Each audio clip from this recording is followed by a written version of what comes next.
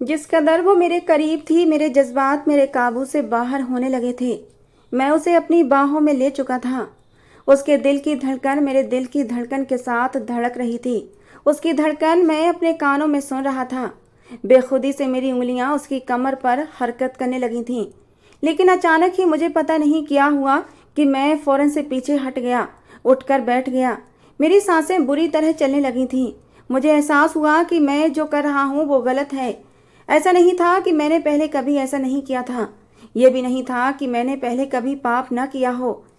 मैं उसे किसी अच्छे इरादे से भी नहीं लाया था, लेकिन मैं उसके साथ पाप नहीं कर सकता था। मैं फौरन से उठकर बेड से नीचे उतर गया, अपना तकिया उठाने लगा कि तभी उसने मेरा हाथ पकड़ लिया था। मेरा दिल धक से रह गया था।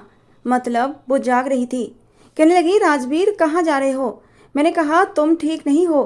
कहने लगी, इतनी भी खराब नहीं है मेरी तबीयत, प्लीज मेरे पास रहो, मुझे इस वक्त तुम्हारी ज़रूरत है। मुझे अपनी बाहों में समेट लो, शायद मेरे बेचैन दिल को सुकून आ जाए। मैं उसे कैसे समझाऊं कि मैं उसका कुछ भी नहीं हूँ।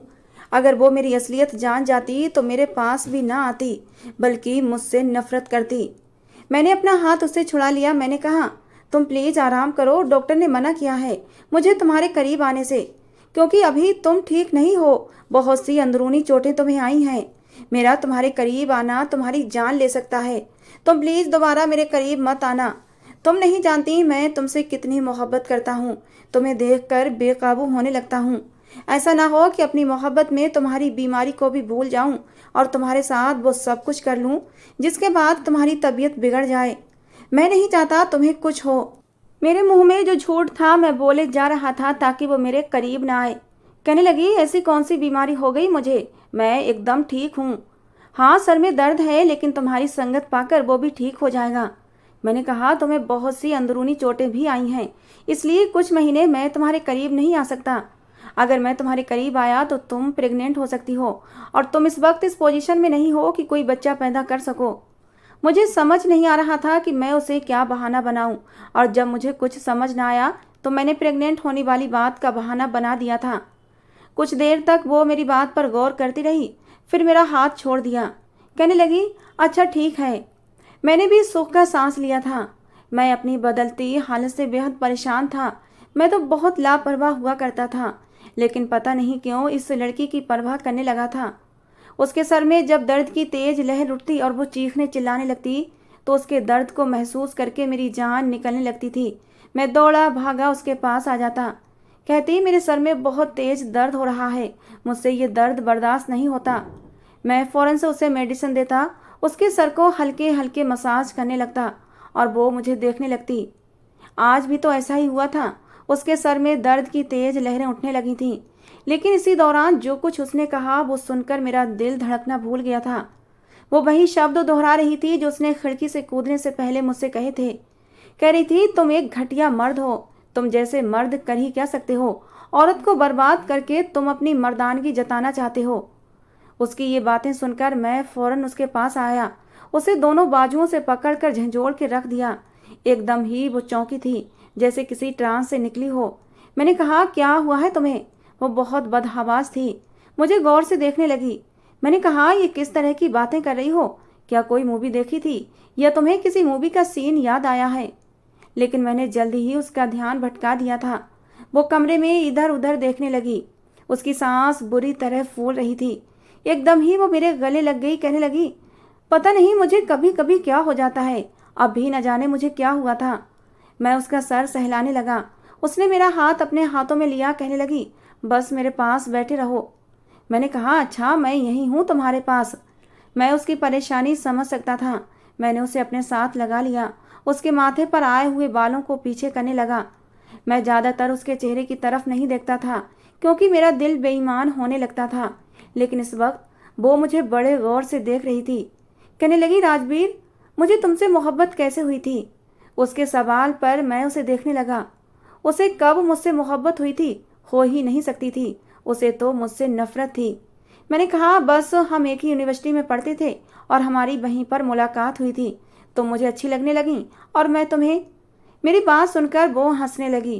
कहने लगी, मुझे नहीं लगता कि मैं इस टाइप की लड़की हूँ कि किसी को देखूं और उस पर मर मिटूं। वो मुझे गौर से देखने लगी। जब भी मुझे गौर से देखती थी मेरी जान लबों पर आने लगती थी। डर लगता था कि कहीं वो मुझे पहचान न ले। वो मुझे गौर से देखते देखते मुस्कुराने लगी और बोली, शायद तुम्हारे चेहरे पर पड़ने वाला ये डिम्पल मेरा दिल चुरा ले गया होगा। मैंने उसकी ये बात सुनी तो हैरत से उसे देखा था।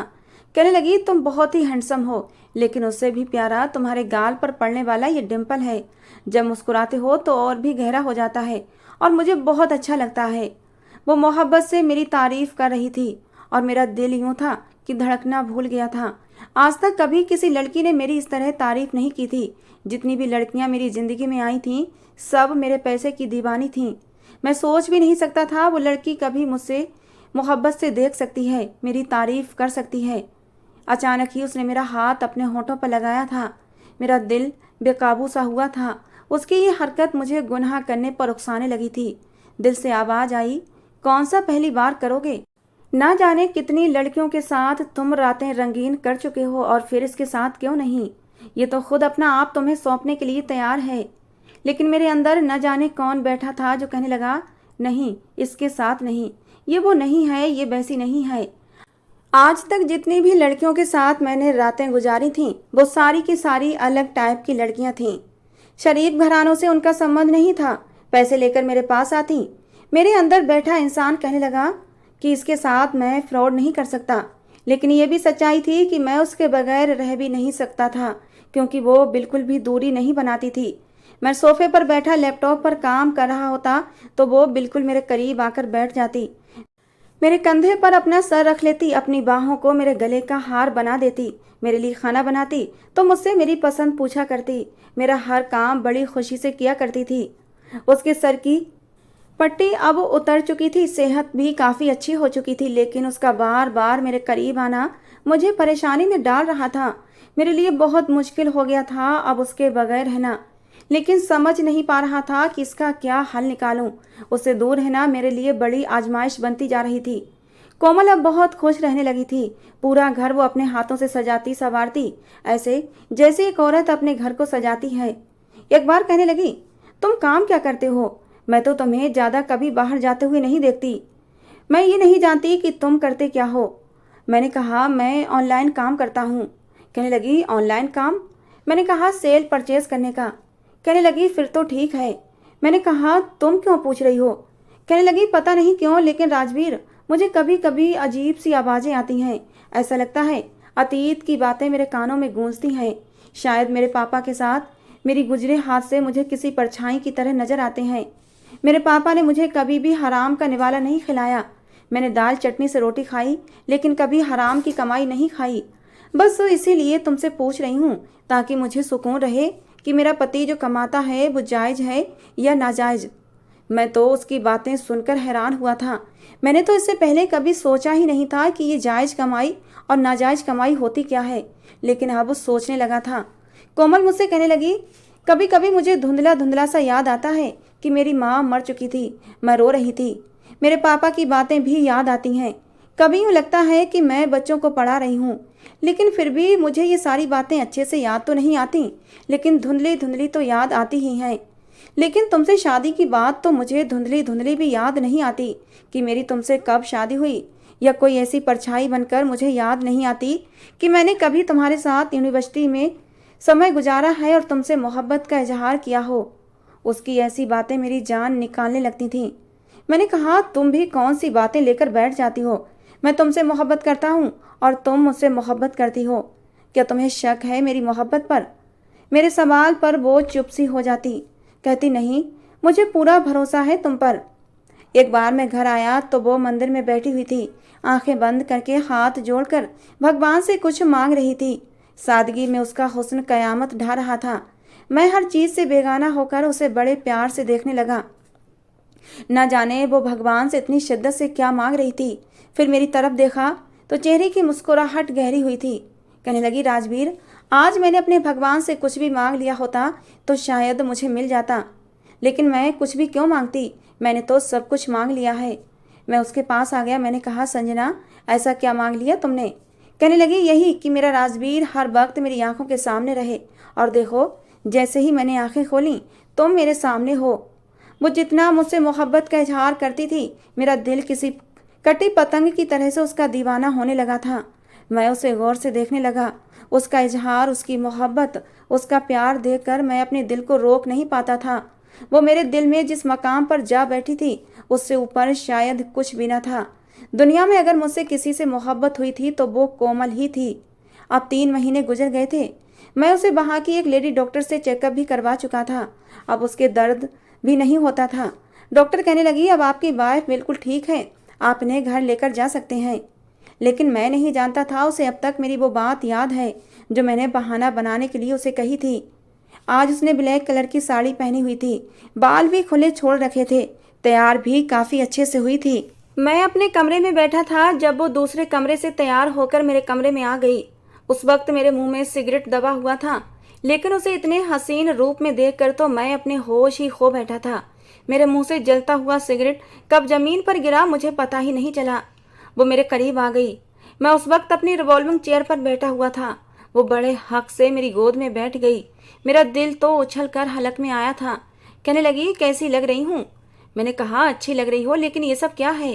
कहने लगी, क्या है? कुछ भी तो नहीं है, बस मेरा दिल चाह रहा था तैयार होने को। मैंने कहा, बहुत अच्छा किया कि तुम तैयार हो गई, लेकिन देखो तुम जानती हो अभी हम करीब नहीं आ सकते। वो कहने लगी, अब तो लेडी डॉक्टर ने खुद कहा है कि मैं ठीक हूँ, और अब तो मेरी सारी मेडिसिन भी बंद कर दी गई हैं। मैंने लेडी डॉक्टर से पूछा भी था कि क्या मैं अपने पति के करीब जा सकती हूँ, तो उसने कहा था, हाँ जा सकती हो, तुम्हें किसने रोका है? और इसीलिए राजवीर, तुम मुझे आज अपनी मोहब्बत से भिगो दो। मेरा दिल बहुत तड़प रहा है तुम्हारी मोहब्बत के लिए। उसकी बातों ने मेरे होश उड़ाए थे। मैंने फौरन से उसको खुद से पीछे किया था। वो मुझे अपना पति समझती थी और खुद को मेरी पत्नी, और इस रिश्ते के होते हुए ये सब बातें कहना उसके लिए जायज़ थी। लेकिन मैं क्या करता, मुझे पता था कि हम पति पत्नी नहीं हैं। वो खड़ी हो गई और गौर से मुझे देखने लगी। मैं खुद भी खड़ा हो गया था। अब मुझे समझ नहीं आ रहा था कि मैं कौन सा बहाना करूं। मैंने कहा, तुम समझ नहीं रही हो, अभी ऐसा मुमकिन नहीं है। कहने लगी, क्यों मुमकिन नहीं है राजवीर? क्या वाकई तुमने मुझसे लव मैरिज की थी? फिर अपनी आंखों से मोटे मोटे आंसू गिराने लगी। कहने लगी, मुझे ऐसा क्यों लगता है कि तुम मुझसे मोहब्बत नहीं करते, मुझसे कतराने लगे हो। वो गुस्से से ड्रेसिंग टेबल के सामने चली गई और अपने हाथों में पहनी चूड़ियां उतार कर टेबल पर फेंकने लगी। अपनी ज्वेलरी भी उतारने लगी, साथ ही साथ रो भी रही थी। मैं तो समझ नहीं पा रहा था इस सिचुएशन को कैसे संभालूं। मैं उसके पास आ गया। मैंने कहा, ये क्या कर रही हो? कहने लगी, नहीं, मैं समझ गई तुम्हें मुझसे मोहब्बत ही नहीं। मैं याददाश्त भूल गई हूँ। मेरे सर पर चोट आई थी, चेहरे पर और मेरे माथे पर 2 टाँके भी लगे थे। इसी वजह से शायद मेरे चेहरे पर अब वो पहले जैसी खूबसूरती नहीं रही, और इसीलिए मैं तुम्हें अच्छी नहीं लगती। ना जाने वो अपनी कौन कौन सी कमियां गिनवा रही थी जो मेरे लिए तो ना होने के बराबर थीं। मैंने कहा, संजना, ये बात नहीं है। कहने लगी, फिर क्या बात है, मुझे बताओ। अब मैं उसे क्या बताता कि कल को अगर तुम्हारी याददाश्त वापस आ गई और सच तुम्हारे सामने आ गया तो मैं क्या मुंह दिखाऊंगा तुम्हें? मैंने कहा, मैं नहीं बता सकता, मैं तुम्हें कुछ भी नहीं बता सकता। ये कहकर मैं कमरे से बाहर चला गया और दूसरे कमरे में जाकर दरवाज़ा बंद करके लॉक कर लिया। मैं उसका सामना नहीं करना चाहता था। आधी रात तक मैं सिगरेट पी पी कर गुजारता रहा। वो मेरे पास दोबारा नहीं आई थी। शायद वो रो रो कर सो चुकी थी, लेकिन मेरी रात बड़ी बेचैनी से गुजरी थी। उसका रोना भी मुझे कहाँ बर्दाश्त होता था। मैं ना चाहते हुए भी उससे इश्क कर बैठा था, उसको इज्जत देना चाहता था। कैसे उसे कहता कि मैं उसका कुछ भी नहीं लगता। मैं सोच रहा था कि उससे शादी कर लूँ तो वो क्या कहकर करूँ। वो कहेगी कि हम पहले से शादीशुदा हैं तो दोबारा से शादी क्यों करें। सुबह मैं जल्दी ही घर से बाहर निकल गया था। पूरा दिन मैं सड़कों पर यूं ही गाड़ी दौड़ाता रहा।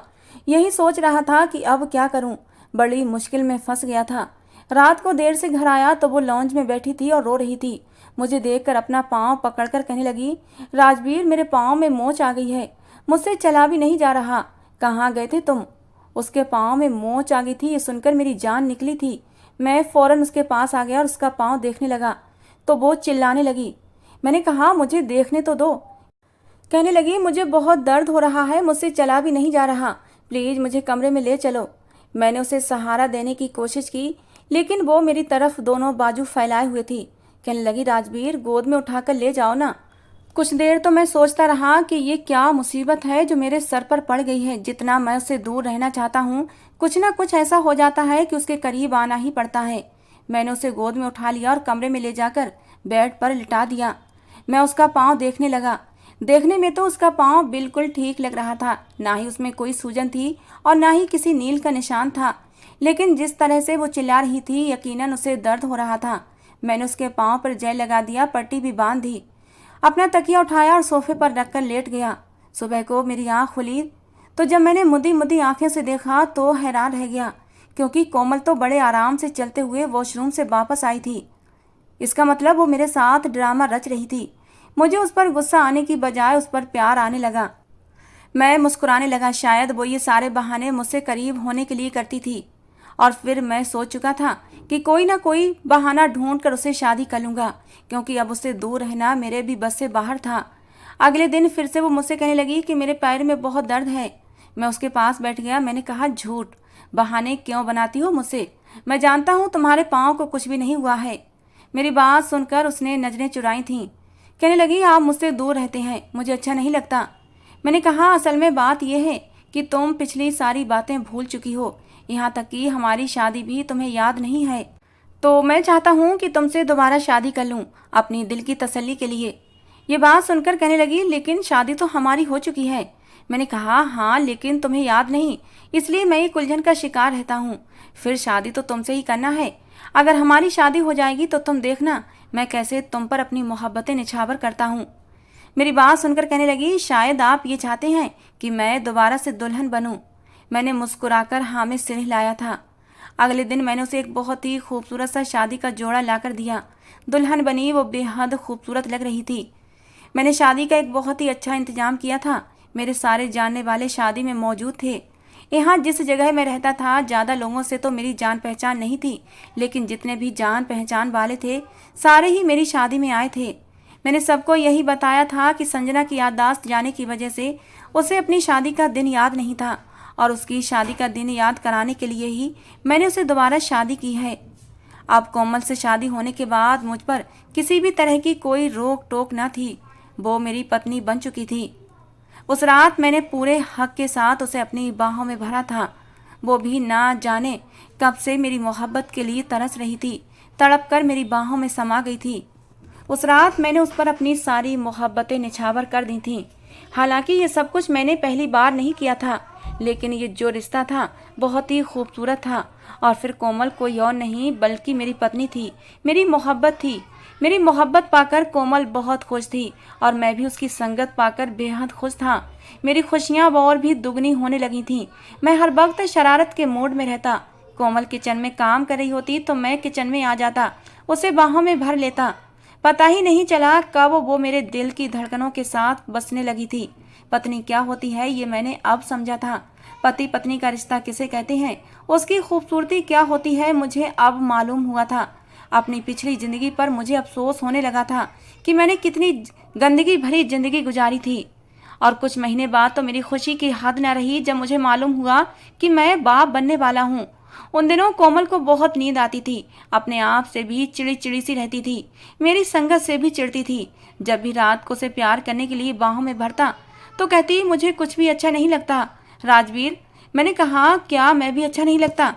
और मेरा डिम्पल भी। मेरे सवाल पर वो मुस्कुराने लगती, कहती, उसमें तो मेरी जान बसती है। उसकी ऐसी बातें मुझे उसका दीवाना बना देती थीं। मेरे बाप को जब ये बात मालूम हुई कि मैंने कोमल से शादी कर ली है और वो दादा बनने वाले हैं, तो इस खबर ने मेरे पापा को एक धक्का सा लगाया था। कहने लगे, तुम कैसे उस मामूली सी लड़की से शादी कर सकते हो? मैंने कहा, मैं उससे मोहब्बत करने लगा हूँ। वो कहने लगे, मैं कभी भी उस लड़की को अपनी बहू स्वीकार नहीं करूँगा। मैंने अपने बाप से कहा कि अगर उसे स्वीकार करना चाहते हैं तो ये आपकी मर्जी है, लेकिन मैं उसे अपनी पत्नी स्वीकार कर चुका हूँ। वो कहने लगे, उसे वहीं छोड़कर वापस आ जाओ। मैंने तुम्हारा रिश्ता अपने दोस्त की बेटी से पक्का कर दिया है, जो कि एक बहुत ही बड़ा नेता है। मैंने कहा, मैं किसी से भी शादी नहीं करूँगा और मैं कोमल से शादी कर चुका हूँ। वो कहने लगे, शायद तुम भूल रहे हो कि वो तुम्हारे साथ तब तक है जब तक उसे उसका अतीत याद नहीं आ जाता। जैसे ही उसे उसका अतीत याद आएगा उस दिन वो तुम्हें छोड़कर चली जाएगी। मैंने कहा, ऐसा समय कभी नहीं आएगा। मैं कभी भी उसे इसकी याददाश्त वापस नहीं आने दूंगा। मेरे पापा बहुत गुस्से में थे, कहने लगे, तुम्हें अपनी जायदाद से बेदखल कर दूंगा। मैंने कहा, मैंने वैसे भी ऑनलाइन काम करना शुरू कर दिया है, मुझे आपके पैसों की ज़रूरत नहीं है और मैं ये हराम की कमाई कमाना भी नहीं चाहता। मैं नहीं चाहता कि मेरी पत्नी और मेरा बच्चा हराम की कमाई से पले। मैं अब भी एक अच्छी ज़िंदगी जीना चाहता हूँ और बहुत सुकून से हूँ कि आपका हराम की कमाई के पैसों से ज़िंदगी नहीं गुजार रहा। जब तक आपके साथ पापों के दलदल में फंसा हुआ था, नशा भी करता था, अय्याशियाँ भी करता था, लेकिन अब मैं ये सारे गलत काम छोड़ चुका हूँ और ये कोमल की संगत का ही असर है कि मैंने इस पाप के दलदल से निकलकर एक अच्छी ज़िंदगी को चुना है। अब मैं आपकी दुनिया में लौटना नहीं चाहता। और ये सच भी था। मैंने ऑनलाइन काम शुरू कर दिया था। मैं चाहता था अपनी फैमिली को अपनी मेहनत की कमाई खिलाऊं, क्योंकि उसी ने मुझे ये रास्ता दिखाया था। मैं अपनी ज़िंदगी से बहुत खुश था। लेकिन एक बार जब मैं घर लौटा तो घर का दरवाज़ा खुला हुआ था। मुझे दबी दबी सिसकियों की और रोने की आवाज़ें आ रही थीं। मेरा तो रंग उड़ गया था। मैं फ़ौरन से अंदर दाखिल हुआ। पूरा सामान बिखरा पड़ा था। मैं कोमल कोमल पुकारने लगा। कमरे में गया तो वो बेड से नीचे गिरी हुई थी, जख्मी हालत में थी। उसके सर से खून बह रहा था। उसने अपना पेट भी पकड़ा हुआ था। मुझे देखते ही बेहोश हो गई। मैं उसे उठाकर फौरन अस्पताल भागा था। वहीं मुझे पता चला कि किसी ने मेरी पत्नी के पेट पर कुछ ऐसा मारा है कि मेरा बच्चा कोमल के पेट में ही मर चुका था। ये खबर मेरे लिए मौत से कम न थी। उसी वक्त मेरे बाप का फ़ोन आया। मैंने फ़ोन उठाया तो कहने लगे, कैसा लगा मेरा छोटा सा तोहफा। मैं ये सोच भी नहीं सकता था कि मेरा बाप इस हद तक गिर सकता है। मैंने कहा, डैड आपको शर्म ना आई ये सब करते हुए? आप जानते हैं कि मेरा बच्चा मर चुका है। वो कहने लगे, बहुत अच्छा हुआ। अगर तुम मेरी इकलौती औलाद होकर मेरे साथ ये सब कुछ कर सकते हो तो मैं भी कर सकता हूँ। मैंने कहा कि मैं फिर भी आपके पास कभी लौट कर नहीं आऊँगा। ये कहकर मैंने फ़ोन बंद कर दिया। कुछ देर बाद ही मुझे हॉस्पिटल के कमरे से चिल्लाने की आवाज़ें आने लगीं। वो आवाज़ कोमल की थी। मैं कमरे में गया तो वो मुझे देखकर घूरने लगी। मैं समझा शायद बच्चे के मरने का दुख है। मैं उसके पास आ गया। उसके पास बैठा तो वो एकदम पीछे हटी थी। कहने लगी, क्यों किया तुमने मेरे साथ ऐसा? बताओ, आखिर तुमने अपना बदला मुझसे ले ही लिया, मुझे बर्बाद कर दिया। क्यों मुझे बचाया, क्यों मरने नहीं दिया? मुझे नहीं जीनी ये ज़िंदगी। ये कहकर वो ज़ोर ज़ोर से चिल्लाने लगी। मैंने कहा, क्या हो गया है, कैसी बातें कर रही हो संजना? कहने लगी, कौन संजना? मैं संजना नहीं हूँ, मैं कोमल हूँ, कोमल। और तुम? ये कहकर उसने बड़े ही गुस्से से मुझे देखा था और फिर रोने लगी। अपना सर अपने दोनों हाथों में लेकर कहने लगी, ये नहीं हो सकता, तुम मेरे साथ ये नहीं कर सकते। शायद उसे सब कुछ याद आ गया था। वो रोने लगी, चिल्ला चिल्ला कर कहने लगी, तुम मेरे साथ ऐसा नहीं कर सकते, ये तुमने मेरे साथ क्या कर दिया? मैं उसके पास जाकर बैठ गया। दोनों हाथों से अपना सर पकड़े वो रो रही थी। मैंने कहा, कोमल प्लीज़ मेरी बात सुनो। मैंने उसका हाथ पकड़ना चाहा तो उसने मुझे पीछे धक्का दिया था। कहने लगी, खबरदार मुझे हाथ भी मत लगाना, मुझे छूना भी मत। मैंने कहा, क्या हो गया है तुम्हें? कहने लगी, तुम्हारी हिम्मत भी कैसे हुई मेरे करीब आने की? तुम्हारी हिम्मत कैसे हुई धोखे से मुझसे शादी करने की? तुम्हारी वजह से मैंने मौत को गले लगाया था, सिर्फ इसलिए कि तुम मुझे छू न सको। मैं इतनी नफरत करती हूँ तुमसे कि तुम्हारे छूने से अच्छी मौत लग रही थी मुझे, और तुमने मुझसे शादी कर ली। फिर उसने मेरा गिरेबान पकड़कर मुझे झंझोड़ कर रख दिया। कहने लगी, क्यों किया तुमने मेरे साथ ऐसा? क्यों की मुझसे शादी? मेरी याददाश्त चले जाने का तुमने फ़ायदा उठाया है। मुझसे झूठ बोला कि तुम मेरे पति हो। मैं नफ़रत करती हूँ तुमसे, बेइंतहा नफ़रत करती हूँ। I hate you. वो बिल्कुल दीवानों की तरह मुझे झंझोड़ रही थी, रो रही थी। हकीकत को स्वीकार करना उसके लिए मुश्किल था। मैंने उसके दोनों हाथों से उसे पकड़ लिया। मैंने कहा, होश में आओ कोमल, तुम्हें क्या हो गया है? वो कहने लगी, होश में ही तो आ गई हूँ, और ये कड़वी हकीकत मेरे लिए मौत से भी बुरी है। काश कि मैं मर जाती। क्यों बचाया तुमने मुझे? मुझे अपने आप से भी घिन आ रही है। तुम्हारे साथ गुजरे लम्हों का सोचकर मुझे उस वक्त से नफरत हो रही है। मुझे तुमसे नफरत है देवांश मुखर्जी, तुमने मुझे मौत से भी बुरी सजा दी है। ये कहकर वो फूट फूट कर रोने लगी और बेहोश होकर वहीं गिर गई। वहां मौजूद नर्स मुझे हैरत से देख रही थी। मैं कमरे से बाहर निकलकर कुर्सी पर अपना सर पकड़कर बैठ गया। समझ नहीं पा रहा था कैसे समझाऊं उसे कि उसकी मोहब्बत ने मुझे बदल कर रख दिया है। मैं अब वैसा नहीं रहा। मैंने ये सोचा कि मुझे भगवान से मदद मांगनी चाहिए। कई साल बाद मैं भगवान के सामने हाथ जोड़े खड़ा था और अपने भगवान से मैं हाथ जोड़कर प्रार्थना कर रहा था कि मेरी कोमल को मेरी बात पर विश्वास आ जाए। मैं रो रहा था। मेरी आंखों में आंसू थे, लेकिन जब वापस आया तो मेरे होश उड़ गए थे। कमरे से नर्स तेजी से बाहर आई थी। मुझे देखकर मेरे पास आई, कहने लगी, आपकी वाइफ कमरे में मौजूद नहीं है, पता नहीं कहाँ चली गई, कमरा बिल्कुल खाली है। ये सुनकर मेरे होश उड़े थे। मैंने कहा, कैसे जा सकती है वो, आपका स्टाफ किधर था? मैं फौरन से कमरे में गया, कमरा वाकई खाली था। मैं फौरन से बाहर निकला, उसे अस्पताल में तलाश करने लगा, लेकिन वो मुझे कहीं भी नजर न आई। हॉस्पिटल से बाहर आया, चौकीदार से पूछने लगा तो उसने बताया कि एक लड़की को मैंने 20 मिनट पहले यहाँ से बाहर जाते देखा था। ये सुनकर मैं परेशान हो गया था। उस वक्त बाहर सन्नाटे का राज था। मैं कोमल कोमल पुकारने लगा, लेकिन वो कहीं भी नजर न आई। मौसम ठंडा था और मैं उसे ढूंढ रहा था, लेकिन वो मुझे मिल नहीं रही थी। उसका नाम चिल्ला चिल्ला कर मैं थक चुका था। थक हार कर मैं घर वापस आ गया। कुछ दिन पहले तक मेरा घर स्वर्ग की तरह महकता था, लेकिन अब वो खाली हो चुका था। कुछ दिन तक मैं कोमल को ढूंढता रहा, हर जगह तलाश किया, लेकिन वो मुझे नहीं मिली। मैं रोज भगवान के पास जाता, उससे अपनी कोमल को मांगता, और एक बार मुझे अदालत से तलाक का नोटिस मिला। ये देखकर मुझे अपनी आंखों पर विश्वास नहीं आया था। कोमल अपने घर पहुंच गई थी और उसने मुझसे तलाक मांगी थी। पहली पेशी पर जब मैं उसके पास खड़ा हुआ तो बड़ी नफरत से मुझे देख रही थी। उसकी कुछ ही दिन की जुदाई ने मुझे तोड़ कर रख दिया था, लेकिन वो मेरी जान की दुश्मन सामने कटघरे में खड़ी हुई मुझसे जिंदगी का नाता तोड़ना चाहती थी। उसका वकील मेरे सामने खड़ा मुझसे सवाल पूछने लगा कि आप मेरी क्लाइंट को अगवा करके अपने फ्लैट पर लेकर गए थे, क्यों? मैंने कहा, वकील साहब, ये बात बहुत पुरानी हो चुकी है, आपकी क्लाइंट अब मेरी बीवी है। वो कहने लगा, आपने कोमल जी से जबरदस्ती शादी की है। मैंने कहा, अपनी क्लाइंट से कहिए ये बात मेरी आंखों में आंखें डालकर कह दे तो अपना जुर्म स्वीकार कर लूंगा। मेरी बात पर हल्की हल्की हंसी की आवाज़ अदालत में सुनाई दी थी। वकील कहने लगा, आपकी इस टाइप की बातों का क्या मतलब है? मैंने कहा कि मेरी आंखों में देखकर वो आपके रटे रटाए शब्द नहीं बोल पाएगी। इतना मुझे अपनी मोहब्बत पर विश्वास है। एक बार वो मुझे मेरी आंखों में देखकर कह दे कि मैंने उससे ज़बरदस्ती गन पॉइंट पर शादी की थी तो मैं मान जाऊंगा। कोमल सामने ही खड़ी थी, उसकी आंखें भी नम थीं। मुझे तीखी नज़रों से देखने लगी। कहने लगी, इस आदमी ने मेरी याददाश्त खो जाने का फ़ायदा उठाया था। इसने मुझसे झूठ बोला था कि ये मेरा पति है। मैंने कहा, जज साहब, मैंने ये झूठ बोला था कि मैं इसका पति हूँ, लेकिन मैंने इसका कोई फ़ायदा नहीं उठाया था। मैं ये बात कसम खाकर कह सकता हूँ। पूछे इसे, क्या मैंने इसके करीब आने की कोशिश की? क्या इस बीच मैंने इससे कोई भी रिश्ता बनाने की कोशिश की? क्या मैंने बिना शादी के इसके साथ कुछ भी गलत किया? और शादी भी हम दोनों की रजामंदी से हुई थी। मेरी ये बात सुनकर कोमल कहने लगी, ये झूठ है। मैंने कहा, क्या झूठ है? क्या तुम नहीं कहती थी कि मैं तुम्हें अच्छा लगता हूँ? मेरे गाल पर पड़ने वाला डिम्पल तुम्हारी जान ले लेता है। मैं जब मुस्कुराता हूँ तो तुम्हें और भी प्यारा लगता हूँ। बोलो, क्या नहीं कहा था तुमने ये सब कुछ? मेरी बात सुनकर सामने बैठे जज ने अपना चश्मा नीचे करके कोमल को देखा था, जो शर्म के मारे नजरें झुकाए लाल होते चेहरे से नीचे देख रही थी। वकील भी चुप था।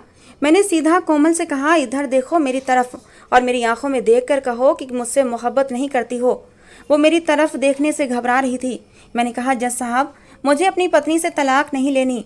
मैं कोमल से अकेले में एक मुलाकात करना चाहता हूँ, और अगर उसके बाद भी वो मुझसे तलाक चाहती है तो मैं ऐतराज़ नहीं करूँगा। मेरी बात पर वो नर्वस हुई थी। कहने लगी, मुझे इनसे कोई भी मुलाकात नहीं करनी। मैंने कहा, क्यों नहीं? क्या तुम्हें इस बात का डर है कि कहीं मेरी आंखों में खो न जाओ? बेफिक्र रहो, अब भी तुम मेरी पत्नी हो, इसलिए सब जायज़ है। मेरी बात पर वो मुझे गुस्से से घूरने लगी। कहने लगी, मैं इतनी भी कमज़ोर नहीं हूँ कि अपने इरादे बदल लूँ। मैंने कहा, तो फिर एक मुलाकात का मौका दो मुझे, मेरी बात, मेरी मोहब्बत आजमाने दो। वो खामोश हो गई। जज साहब ने कहा, अगली पेशी से पहले आप मुलाकात करके आइएगा। अदालत का वक्त ख़त्म हो चुका था। जैसे ही वो अदालत के कमरे से बाहर निकली, मैं उसके पीछे आया था। वो अपने वकील के साथ थी। मैं तेज़ कदम चलाते हुए उसके बराबर पहुंच गया। मैंने कहा, कोमल, मेरी बात सुनो। कहने लगी, मुझे नहीं सुननी, बस मुझे तुम्हारे साथ नहीं रहना। मैंने कहा, एक मुलाकात की इजाज़त तो जज साहब ने भी दी है। बिना तुमसे अकेले में बात किए मैं तुम्हें कभी भी तलाक नहीं दूंगा। वो अदालत से बाहर निकली और रिक्शा रोकने लगी। जैसे ही रिक्शे पर बैठी, मैं भी उसके बराबर बैठ गया। कहने लगी, तुम जाओ यहाँ से, मुझे तुमसे कोई बात नहीं करनी। रिक्शे वाले को वो अपना एड्रेस समझाने लगी। मैंने कहा, बस एक बार मेरी बात सुन लो, बिना बात किए मैं तुम्हें कभी भी अपना फैसला नहीं सुनाऊंगा। कहने लगी, तुम्हारी इन झूठी बातों पर मुझे विश्वास नहीं है। कुछ ही देर में रिक्शा एक बिल्डिंग के सामने खड़ा हुआ था। वो रिक्शे वाले को किराया देकर अपने फ्लैट की सीढ़ियाँ चढ़ने लगी। मैं भी उसके पीछे ही था। फ्लैट का दरवाज़ा खोलते ही जैसे ही वो अंदर दाखिल हुई, मैं भी अंदर चला गया। उसने दरवाज़ा बंद किया। वो सामने लॉन्ज के सोफे पर बैठ गई। कहने लगी, कहो क्या कहना चाहते हो। नज़रें उसकी अब भी झुकी हुई थीं। मैं बिल्कुल उसके बराबर में बैठ गया। मैंने कहा, कोमल इधर देखो मेरी तरफ। वो नामे सिर हिलाने लगी। मैंने कहा, क्यों? क्या तुम्हें मेरी आंखों में खो जाने का डर है? ये डर है देखोगी तो मुझसे अलग होना मुश्किल हो जाएगा। मेरी बात सुनकर उसकी आंखों से आंसू बहने लगे थे। मैंने कहा, तुम्हें अंदाजा है कि तुम मुझसे क्या मांग रही हो? उम्र भर की जुदाई। मुझे मेरी मोहब्बत की इतनी बड़ी सज़ा मत दो कोमल। बेशक मैं गलत था, लेकिन अब नहीं हूँ। अपने आप को तुम्हारी खातिर बदल कर रख दिया है। मैंने अपने बाप तक को छोड़ दिया है, उनकी जायदाद को लात मार दी है। तो मैं बहुत चाहता हूँ। ये कहते हुए मैंने अपने दोनों हाथों में उसका चेहरा थाम लिया था, उसके आंसू साफ किए। वो मेरा हाथ पीछे करने लगी, कहने लगी, मुझे नहीं रहना तुम्हारे साथ। मैंने कहा, इधर देखो मेरी तरफ। उसने रोई रोई आंखों से मेरी तरफ देखा था। आंखें मेरी भी नम थीं। मैंने कहा, बस एक बात का जवाब सच सच दे दो, दूसरा कोई सवाल नहीं करूँगा। वो मेरी आंखों में देख रही थी। मैंने कहा, क्या रह लोगी मेरे बगैर? बोलते बोलते मेरी आंखों से आंसू मेरे गालों पर फिसल आए थे। उसके बहते आंसुओं में भी तेजी आई थी और नामे सिर हिलाकर वो मेरे साथ लग गई। मैंने भी उसे अपनी बाहों में समेट लिया। वो अब भी रोए जा रही थी। कहने लगी, बहुत बुरे हो तुम। I hate you. मैं नफरत करती हूँ तुमसे। सुन रहे हो ना देवांश मुखर्जी, तुमसे नफरत करती हूँ मैं, लेकिन बस तुम्हारे बगैर रह नहीं सकती। ये कहकर वो फूट फूट कर रोने लगी। मैंने कहा, तो फिर इतना बड़ा फैसला कर लिया? मेरे बारे में नहीं सोचा तुमने? हम दोनों के ही शिकवे ख़त्म नहीं हो रहे थे, लेकिन मैं खुश था कि वो अपना फैसला बदल चुकी थी। दोस्तों, कहानी कैसी लगी ज़रूर बताना। पसंद आई हो तो प्लीज़ लाइक करना। रोज़ एक नई कहानी सुनने के लिए हमारे चैनल को भी सब्सक्राइब करना। कहानी को पूरा अंत तक सुनने के लिए आप लोगों का बहुत बहुत धन्यवाद। दोस्तों, मिलते हैं अगली किसी नई कहानी के साथ।